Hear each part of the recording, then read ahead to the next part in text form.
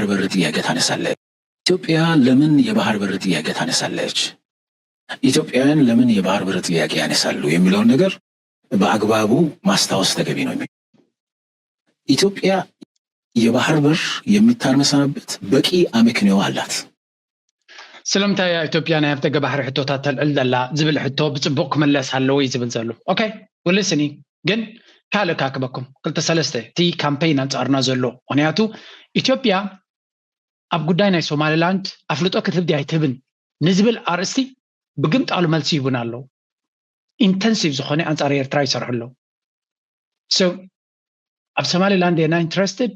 it seems they are not interested or ወይ ናብ ሶማሊላንድ ተገዳስነ ዝባሃል አምዲሎም አሎ ወይ ስሞክ ስክሪን ታይ ባህልዚ ንጸላይኻ ንመደናገሪ ንሳቶም ስቲል ብዛዕባ ኤርትራ ይግደስኹም ዘሎ ነታ ዓለም ኣብቲ ናይ ሶማሊያ ንኸይከስሩ ሃንደበት ክገብሩ ስለ ዘሊን whatever the reason is ታይቲ ምክንያት ናቶም ሓይል ናቶም ናብ ኤርትራ እዩ ስምዑ ብዚ Maintaining the status quo is one thing, but when it comes to Eritrea, this is another thing that we are observing today. Consolidating power at home is another issue. What about from Eritrea's perspective or from Isaias' regime to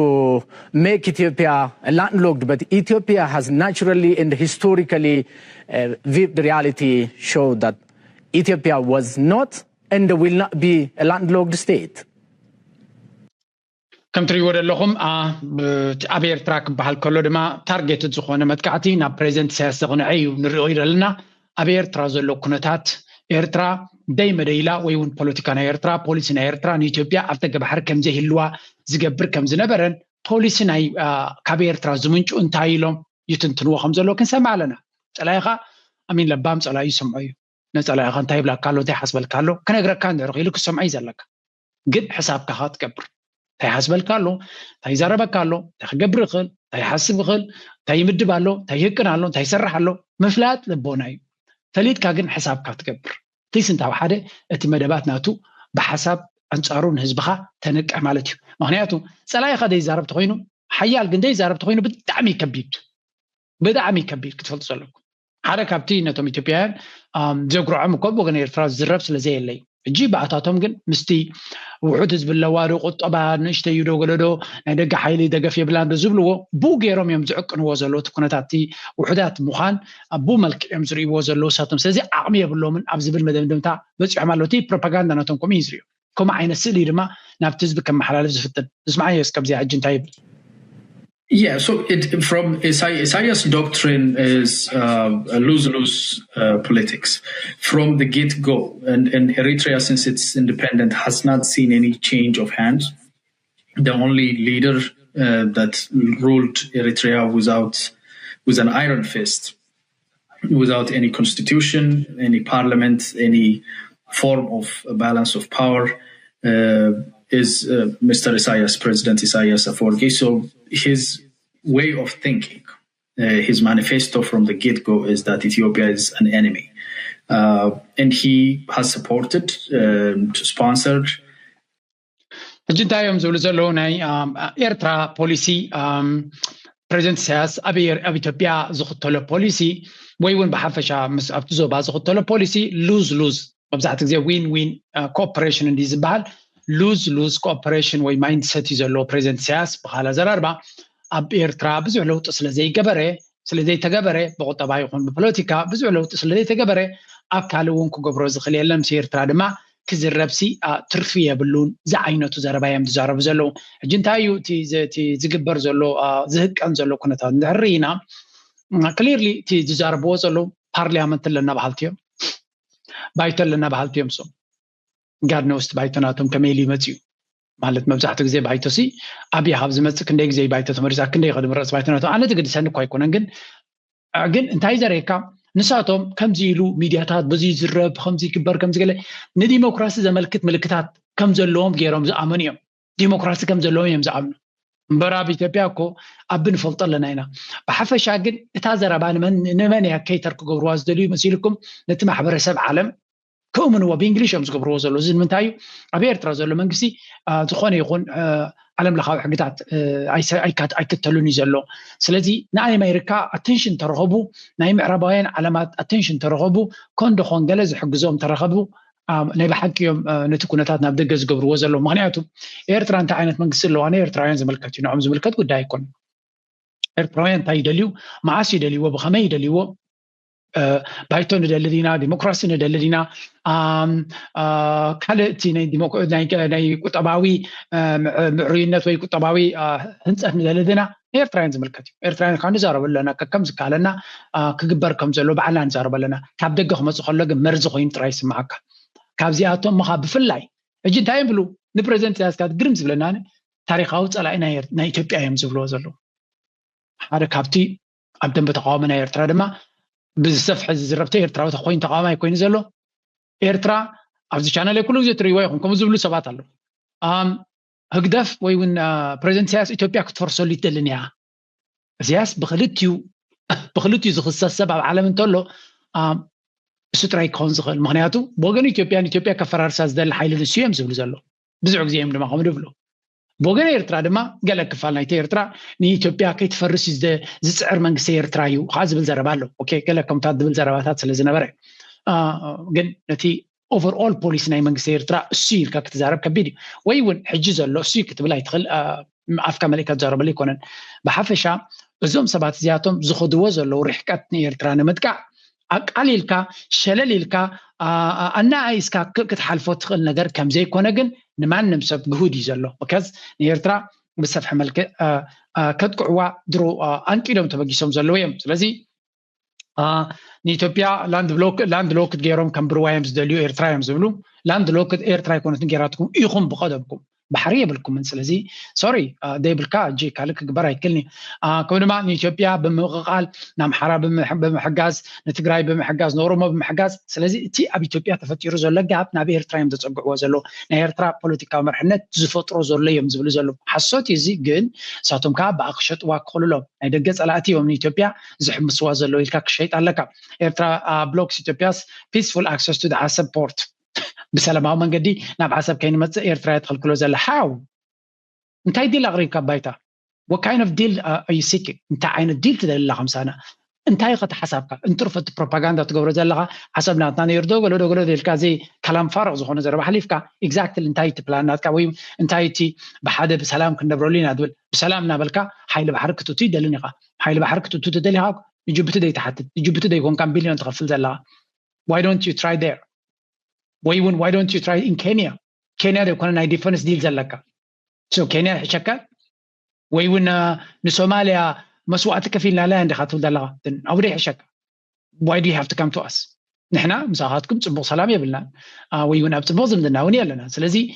وتهدراو قلت بناتكم أبانا كعتين دلنا. Now إذا التساتهم زدلي وزلون نبانا كم تسوى زدلي زلو كنا تاتيو. إيرترا خدمة خميتريو نزو كنا تات ذكرينا. قدمنا ኤርትራ ጉዳይ እዚ ምርአይና ግን መጀመሪያ ኤርትራ ማለት ኤርትራ ለተለቅ ያለ ኦፕሬሽን ምቋት መችም ትንሽ ናት ዛይ ተፈጠረ ጭራቅ የኤርትራን ህዝብ እያጠፋ ያለ ግን የቀጠናው እንትን ነው ለቀጠናው እስካለ በቃ ምንም እሱን በልኩ ካልተያዘና የመጨረሻ ልኩም እንዲህ ካልተደረገ ሁሉ ጊዜ ጣጣለ زي خم تري ودا لهم حركاتهم openly بجدي أنصار إيرترا حيال زخونة حدا جنيا زربات زرب زلوا تقرأ جنرالي جو مانجا جيم زلوا سنتايز بزلوا إيرترا مش تي ولا نحد أبي operation وزي تبقعيز بزلوا تمالا تيزي إيرترا أبها جري يسكن إثيوبيا يكون أجن أبها جري أب عالم زلوا هجرات أزين نشتى كبيرترا أتبعني مزح زلوا إيرترا أبها جري نشتاق لهم كانوا سووا زفتنو just nonsense كالاي أبي إيرترا سرعة تقلع لك فرش هالو زبل حيال مرقص زلو يسبزي سلزي أنت وحدة صلاة خام فلات قداسي جون سبازياتهم تقمتي لهم سبحانه جو قال غزاربهم زغلوا فلوتي جن زعجت زاربوا زلو ما أستوعي الكاميرا كدلي إيرترا دي أتفرس سخون ديهم كتفرسون جزيان قد فوق داي كوينو زي زاربازي جن دارجا أبي إثيوبيا ببزحات منقدين عزم أسلو لأن كان تفنيهم يمزلو كم زي عينة بروباغندا أنصار إيرترا أبزح حلفة زي الناشنالز بحال أبي إمارات زي بدبرو هذا أقداسي مسحت كم زوجو أتي إيرترا قبض اسم إيرترا جبتن ديل تقبر الله زبالة زربا درو أتنا جبتي زترجعت مخاني نقرأ Egypt finalizes deal to develop Djibouti port in bid to pressure Ethiopia over the Nile Dam. ስለዚህ already ጉዳይቲ ንኢትዮጵያውያን ብዘጸልል መንገዲ ይቅጽል ከም ዘሎ እዮም ዝነግሩ ዘለው ስለዚህ ናይ ግብጽ ጉዳይ ክሳብ ከምዚ ካብ ኮነ ኢትዮጵያ እንታይ ክኸውን ኣብ መወዳእታ ዕጫናታ ወይ እውን እንድሕሪ ጅቡቲ በዚ መልክዕ ክትቅጽል ጀሚራ ንኢትዮጵያ ብግብጽ ጌራ ክትቅርቅራ ትፍትን እንተላ ሶማሊላንድ ለውጥ ንኸይትረክብ ወይ እውን ተቐባልነት ንኸይትረክብ ድማ ትጎይ እንተላ እንታይ ክኸውን እቲ ከባቢ ንዝብል ወል ጅቡቲን ረብሖም እዮም ዝጎይ ዘለው ጅቡቲ ኢትዮጵያ ኣብ ደገ ባሕር ክትረክብ የብላን ባህልቲ እዮም ክንደይ ግዜ ተዛሪብና ኢና ኣብዚ ምክንያቱም ሞኖፖሊ ክኾኑ እዮም ዝደልዩ ኢትዮጵያ ፈትዮም ፀልዮም ብጅቡቲ ጥራይ ክጥቀሙ እዮም ዝደልዩ ስለምንታይ ከጅቡቲ ክንዱ ፃዕሪ ዘግብሮም ዘሎ እንታይ ኢልና ናይ ሓበራዊ ኢንቨስትመንት ኣሎ ጅቡቲ ብዙሕ ዕዳይ ወሲዳ ወደብናታ ስቴት ኦፍ ዲ አርት ዝኾነ ኣብ ቀርን ኣፍሪካ ወይ እውን ኣብ ኣፍሪካ እውን ገለ ካብቶም ተወዳደርቲ ወደባት እዩ ዘለዋ ካብቶም ተወዳደርቲ ዝወደብ ዝክህነፅ ከሎ ኣብ ደገ ባሕሪ ናይ ኢትዮጵያ ብኡ ክጥቀም ከም ዝኾነ ተፈሊጡ ዝተገበረ ስለዚ እቲ ቮሊዩም ንሱ ከእንግዶ ዝኽእል ኢትዮጵያ ብኡ እንተተጠቂማ ጥራይ ረብሓ ክህልዎ ዝኽእል እንተዘየለ ክንዱ ዝኣክል ወደብ ብዙሕ ኢንፍራስትራክቸር እንተሃኒዛ ከዋፃ ይክልኒ የስ ሎጂስቲካል ሃብ ክኾኑ እዮም ዝደልዩ ግን ዋላ ሎጂስቲካል ሃብ ክኾኑ እውን ኣብነት ንደቡብ ሱዳን እውን ሰርቪ ይገብሩ እዮም ሰው ንደቡብ ሱዳን ሰርቪ ክትገብር ግን ኢትዮጵያ መንጎሎ ብኢትዮጵያ ገይሩ ዝሓልፍ ስለዚ ምስ ኢትዮጵያ ፅቡቅ ዝምድና እንተዘይብልካ it's going to be very tricky and difficult ስለዚ ጅቡቲ ፉል ፎርስ ኣንጻር ሶማሊላንድ ትጓየ ዘላ ረብሓናታ ብቐጥታ ስለዚ ትንከፍ ዘሎ እዩ ድሮ እቲ ጅቡቲን ግብፅን ዝገብርዎ ዝነበሩ ቲዮሪ ዘይኮነ ፕራክቲካሊ ናይ ኤርትራ ናይ ኢትዮጵያ ናይ ግብፅን ግን ስቲል ዝተጨበጠ ነገር ዝተረኣየ ከም ዘየለ እዮም ዝነግሩ ዘለው ኢትዮጵያውያን ድማ ከግርዑ እዮም ዝውዕሉ ዘለው ናይ ጅቡቲ ኦልሬዲ ካብ ኢዶም ዝኸደ ጉዳይ ኮይኑ ይስምዖም ኣሎ ብግምጣሉ እቲ ክኸውን ዝግብኦ ንሕና እንደልዮ እቲ ናይ ኤርትራ ጉዳይ ነይሩ እጂ ኣብቲ ታሕቲ ተሪኹም እንታይ ብለው Egypt will also upgrade ኤርትራ ስፖርት ኣሰብ ናይ ኤርትራ ኣሰብ እውን upgrade ክትገብሩ እያ ዝብሉ ዘለው እዚ ከዓ ናይ ግብፂ ምምፃእ ድማ ብቐጥታ ንዓና ንምቕርቃር ንዓና ንምድኻብ ንዓና ንምህሳይ ዝግበር ዘሎ እዮም ዝብሉ ዘለው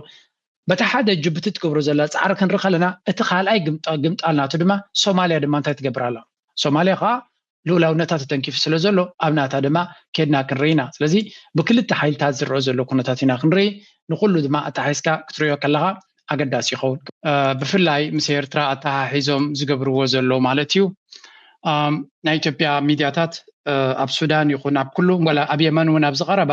ኤርትራ ምስ የመን ትሰርሕ ኣላ ዝብል ሪፖርት ተሰሚዕና ክንግረም የብልናን ምክንያቱ ንኤርትራ ምጥቃዕ ካብቲ ቀዳማይ ኣጀንዳኦም ኮይኑ ዘሎ ኣርእሲ ስለ ዝኾነ እንታይ ይብላ ኣሎ ብዚ ሕጂ ትሪእዎ ደሎም ተሆርን ረቪው ዝብሎ ዘሎ ኤርትራ regime has long treated regional breakdowns as opportunities to profiteer economically and politically ምምቕቓል ወይ እውን ኩናትን ዕግርግርን ከም ሓደ ፖለቲካዊ ንቁጠብኡን ንፖለቲኩን ዝጥቀመሉ መንግስቲ ኣብ ኤርትራ ዘሎ እዮም ዝብሉ ዘለው እዚ ከዓ ኣፅዋር ብምስግጋር ክኸውን ይኽእል መንገዲ ናይ ሚሊታሪ ሩትስ መንገዲ ናይ ወታደራት ብምግባር ድዩ ሓሊፉ ድማ እንታይ ብሎ ንሰራዊት ሱዳን ድማ ይሕግዞም ከም ዘሎ እዮም ዝነግሩ ስለዚ ንኤርትራ ታርጌት ዝገበረ መጥቃዕቲ ኣብ ኩሉ ደረጃ እዮም ዝፍንው ዘለው ሓደ ካብቲ ዝብልዎ ዘለው መንግስቲ ኤርትራ ለንቀነ ምናልባት ሪኢኹም እንትኮንኩም ሓደ ፌክ ኒውስ ሓበሬታ ወፂቆኒ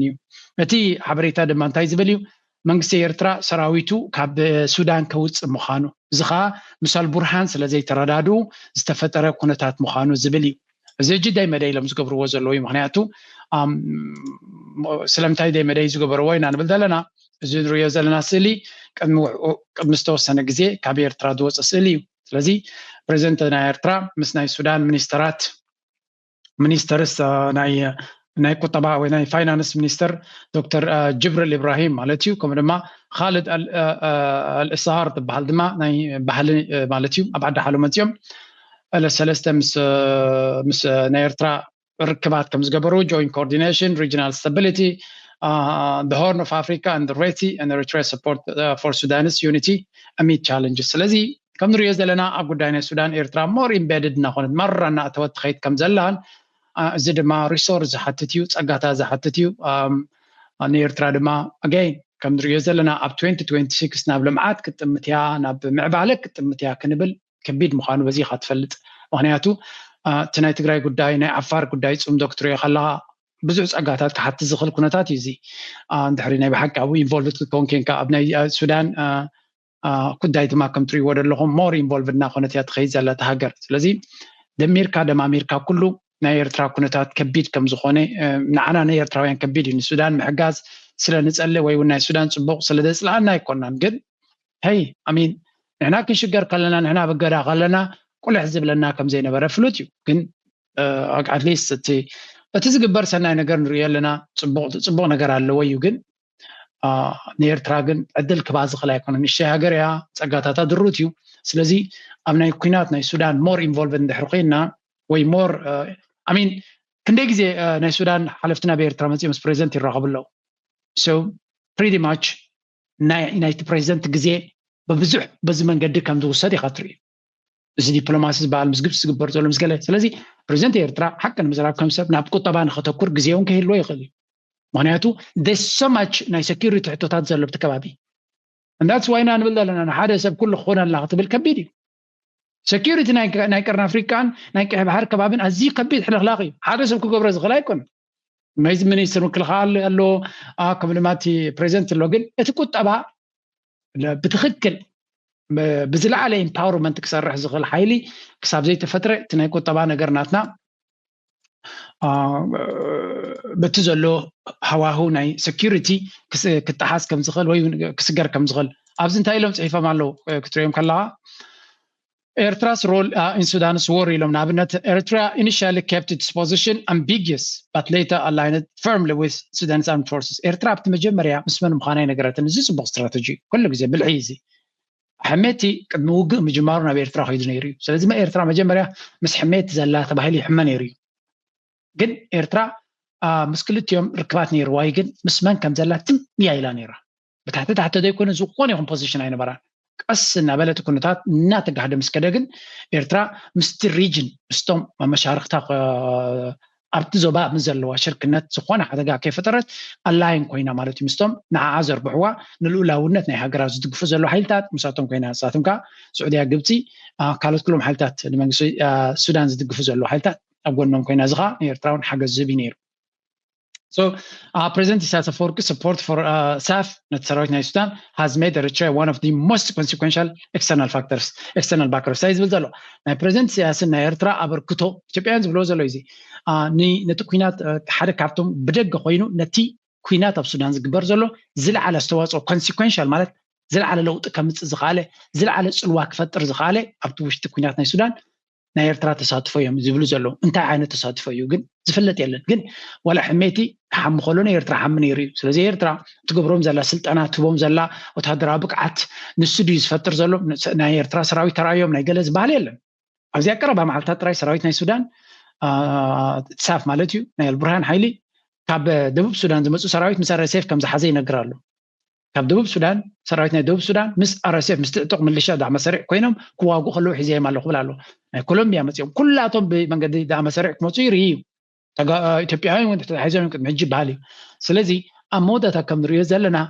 ኤርትራ ኢድ ከም ዘለዋ ኣብ ኣምሓራይ ተረኣየ ኣብ ገለይ ተረኣየ ኣብ ሱዳናይ ተረኣየ ግን ሽማ ክሕመን ንሰማዕ ኣለና ከምኡውን ኤርትራ shifting posture Ethiopia's shifting posture. Now, Ethiopia wants pursued regional integration, balancing relations with Eritrea, Sudan, Somalia, and Egypt. قدام إثيوبيا زوبهم تسارت فتني رايم زبلوزلو دحري بينات نيتجراي زبلوزلو disrupted this strategy, weakening Ethiopia's diplomatic capacity and shifting its focus inward. لذي دحري بينات نيتجراي جن إثيوبيا نتناي زوبهم شركة نتجريفة وش تاخد دايات تسميد على مغنياته وش تاخد سجم عبها حقوق سلة فترة نوش تكتب متجددة خمسة وشتاو سلامان خطو حس مالتي Sudan exploited Ethiopia's vulnerability Sudan دما نتنا إثيوبيا حقوق تقيمه occupying contested territory مس سراوي Sudan كباسو كم زدلي زارت فناتات إثيوبيا أب تكوينات نيتراي يكون أبكال أب وشتاوش جرقاتي ما تلاب زنبرت سراوي Sudan نتي بكوت تقيمه نتحقوق تقيمه نتي الفاس كز بهالبوتا مريت كم زبصدلهم and aligning with TPLF كم لما مسوحات كوينو كارمون كم زفتنة أنا تكونتاتون كم زجادة يزول زلهم Eritrea and Ethiopia. Eritrea versus Ethiopia. Eritrea fought directly in the Tigray war, aiming to eliminate the TPLF, which it's its main enemy. The Pretoria Agreement ended that. As the Tigray ab Queenat Tigray Eritrea and Hawat could them society del Nerasus ala ya khoini sima asles nebere ድሕሪ ውዕል ፕሪቶሪያ ተኾነ ግን ናይ ትግራይ ምጥፋእ ስለ ዘይጋጥመ ኤርትራ isolated ኮይና in Tigray but left Eritrea isolated as Ethiopia normalized relations with TPLF ስለዚ ኩሉ ትዝብልዎ ዘለው ብግምጣል ዝንበብ ግን again እንታይ የንብብለው ሳቶም ብኸመይ ይሪእዎ ኣለው እቲ ኩነታት ኣገዳሲ ኣብ መወዳእታ እንታይ ይብለው regional alignment ኣብቲ ዞባ ዝረአ ዘሎ ካብ 2021 ጀሚሩ ነቲ ሳፊስታይትስ Egypt weakened Ethiopia's influence ካብ 2021 ድሕሪ ዕልዋ ማለት እዩ ነቲ ዲሞክራሲያዊ መንግስቲ ገለ ዝበሃል ዝነበረቶም ሰራዊት ሱዳንን ሕሜትን ምስ ዓለውዎ ካብኡ ጀሚራ ግብፅን ሱዳንን ዝገብርዎ ዝነበሩ ንኢትዮጵያ ኣብ ቀርኒ ኣፍሪካ ንዝነበራ ፅልዋ ክህስሶን ከዳኽሞን ክኢሉ ይብሉ ኣለዎ ናይ ኤርትራ ኣብ ኩናት ናይ ሱዳን ምእታዋ ድማ provides with strategic leverage against Ethiopia and reasserts its role as regional security actor ስለዚ ኩናት ናይ ኢትዮጵያ ኩናት ናይ ሱዳን ድማ ኢትዮጵያ ኣብ ውሽጣዊ ኩናታታ ክትሕመስ ከላ ኣብ ኩናት ናይ ሱዳን ኤርትራ ምስ ግብፂ ምስ ስዑድያ ምስ ሰራዊት ሱዳን ኮይና እትገብሮ ዘላ ኣብቲ ዞባ ዓባይ ናይ ሚሊታሪ ኣክተር ዓባይ ተፃዋቲት ክትከውን ክኢላ ምክንያቱ ኢትዮጵያ ኣስተዋፅኦ ዘይብላ ኮይና ስለተረፈት ኣብ ኩናት ኣብ ውሽጣዊ ኩናታት ክትዋጋእ ከላ ኣብቲ ዞባ ኣበርክቶ ዘይብላ ኢንፍሉዌንስ ዘይብላ ፅልዋ ዘይብላ ወላ ሓንቲ ክትገብር ዘይትኽእል ኮይና ብግምጣሉ ኤርትራ ገባሪትን ሓዳጊትን ክትከውን ጀሚራ ኢትዮጵያውያን እናተሰምዖም ዝብልዎ ዘለው እዮም እዚ ድማ ብቐሊሉ ዝብፅሕ ኣይኮን እዚ ንሳቶም ዝስምዖም ዘሎ ኩነታት ኢና ንርኢ ዘለና እዚ ድማ ካብቲ ናይ ፎሬን ፖሊሲ ናቶም ዝመፅእ ቀጥታ ካብቲ ፎሬን ፖሊሲ ናቶም ኣርቲክልስ ካብ ዝወፅኡ ነቲ ስትራቴጂ ናይ ወፃኢ ፖሊሲ ናይ ኢትዮጵያ ኣብቲ ከባቢ ዘንፀባርቕ እዚ So Ertra ዓብ leverage ክባ ከም ዝኻለን ኤርትራ ድማ ከም ሓንቲ regional actor ኮይና security actor ክትከውን ኣብቂዕዋ ኣሎ ይብለው a deeper layer involves Eritrea's link with South Egypt and the remnants of TPLF Army 70 forming a hostile axis against Ethiopia ከምኡውን ሕጂ ግብፂ ሰራዊት ሱዳን ኤርትራ ከምኡውን ገለ ክፋል ናይ ህወሓት ኣርሚ 70 ገለ ዝብለው እዚኦም ኩላቶም ንኢትዮጵያ ኣካቢቦም ንካርሙዋ እውን ዝፈጥር ዘሎ ኩነታት ንርኢ ኣለና ይብሉ ናይ ስትራቴጂካዊ ኮንሲኮንስ ናይ ርሑቕ ፀገማ ወይ እውን ናይ ርሑቕ ፅልዋናቱ ከንታይ ክኸውን ይደሪልካ Ethiopia is increasingly sidelined in Sudan's conflict losing its mediator role ስለዚ ኢትዮጵያ ኣብ ጉዳይ ናይ ሱዳን ወላ ሓንቲ ተራ ዘይብላ ኣይ ሓጋዚት ኣይ ኣፍራሲት ኣይ ሸምጋሊት ወላ ሓንቲ ፅልዋ ዘይብላ ኣባይ ሃገር ክትበሃል ሽማ ንሕብረት ኣፍሪካ አንገለን ሒዛ ዘላ ክትበሃል ኣብ ጎረቤታ ዝግበር ዘሎ ኩናት ወላ ሓንቲ ክትገብር ዘይትኽእል እንትርፈ ብሕማቅ ትሕመንበር ዝኾነ ኣስተዋፅኦ ወላ ነቲ ሕማቅ ነረሰይፉን እኮ ሓጊዛቶ ለውጢ ተምፅን እያ ዘላ ስለዚ ጥቕሚ ዘይብላ ሃገር ኮይና እዮም ዝብሉ ዘሎ እሱ ድማ ብዓይኒ ኤርትራ ክሪእዎ ከሎ መራ እዮም ዝሓዙ ዘሎ ኤርትራ and Egypt now shapes Sudan's external orientation ኤርትራን ግብፅን ድማ ማዕረ ጉዳይ ናይ ሱዳን ዝያዳ ዝፀልዎ ዘለው እሶም እዮም ናይ ደገ ሓይልታት ብመንገዲ እሶም ተሓባቢሮም እዮም ክገብርዎ ዝኽእሉ እዮም ዝብሉ ዘለው consolidating surface adversarial stance towards Ethiopia እዚ ማለት ድማ ሰራዊት ሱዳን ብቐጥታ ምስ ኤርትራን ግብፅን ይሰርሕ ስለ ዘሎ ስትራቴጂ ናይ ክልቲኦም ናብ ኢትዮጵያ ዝደልይዎ ክገብር ዝኽእል ዝኻ እንታይ ማለት እዩ ሱዳን መጋበርያ ናይ ዞም ክልተ ኮይና ክልቲኦም ድማ ኤርትራን ግብፅን ብሓደ ኮይኖም ዝሰርሑ ስለ ዘሎ ሰራዊት ናይ ሱዳን ወይ ግን ሱዳን ኣንጻር ኢትዮጵያ ኮይና ንኢትዮጵያ ሽግር ንክትፈጥረላ ዝዓበየ ሓይሊ ፈጢሮም ኣለው ይብል ኣሎ እዚ እጂ ኣብ ቅድሚት እንታይ ክብለኩም ዘነ እዚ ናይ ኤርትራ መራሒ ዝገብሮ ዘሎ ፕሬዚደንት ሃገር ኤርትራ ምስ ሱዳን ዝገብሮ ዘሎ ንዓና ክንሪኦ ከለና ብዓይነቱ ንደልዮ ዘለና ሴኪሪቲ ፀገም ስለ ዘለና እምበር መፍትሒ ምዃኑ ንርኢ ኣለና ኣብ ሱዳን ኣገዳሲ ተራ ምህላው እንተወሓደ ፀላእትካ ምግዳል እዩ ምስ ሰራዊት ሱዳን ምስ ሱዳን ምስራሕ ማለት ሓደ ዓብ ደብናትና ብሰላም ንክነብር ዝገብር ኩነታት እዩ ኣብ ግዜ ሽግሮም ድማ ንሳቶም ሰላም ተረኺቦም ንሳቶም ተደይፈሪሶም እትከፍርሶም ዝደሊ ዘሎ ሓይሊ ንዓና እውን ከፍርስ ዝደሊ ሓይሊ ስለ ዝኾነ ንዑን ተመኪትካ ፅቡቅ እዩ ግን ኣገይን ዋጋ ድማ ኣለዎ እዚ ዋጋ ኣለዎ ንሕና ብናትና ከመይ ጌርና ንኸይድ እውን ምሕሳብ ከድልየና ስለ ዘለዎ ኢልና ነዛረብ ዘለና እምበር እቲ ዝግበር ዘሎ ምርጫታት ይኹን ሕርያ ሕማቕ እዩ ንብል የለናን